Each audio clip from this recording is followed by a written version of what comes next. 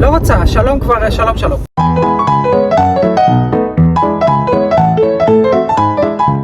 מה קורה? בצפון כבר הייתם? רגע, עדיין להגיד שלום. לא רוצה, שלום כבר, שלום שלום.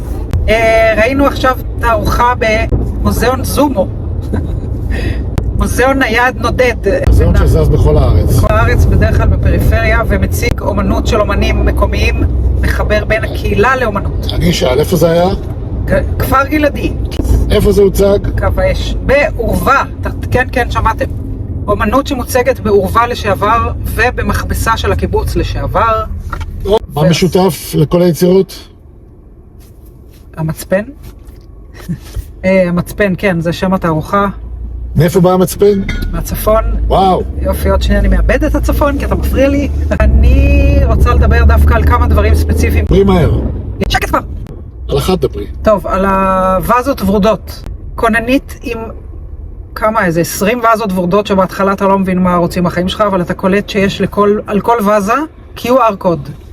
ברגע שאתה מצלם, תכף תראו, נכנסים, רואים ציור, על כל QR קוד ציור בפני עצמו, שאתה אומר מה הקטע של הציור, ובעצם יש פה סיפור מדהים, אבל אי אפשר לראות אותו. למה?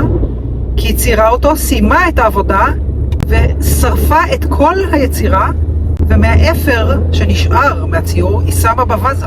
כמו ששמים ashes כזה של מישהו שמת. ashes to ashes. dust to dust, והדרך היחידה לראות מה היה שם זה לסרוק את ה-QR קוד. אני רוצה לדבר על החדר מקרטון, שכולו מקרטון, כן, איזשהו הומאז' לתצפיתניות מהדרום, אבל דווקא לא מספר את הסיפור של מה שקרה בדרום. וידאו של בחורה שסבתא שלה עברה את הגבול.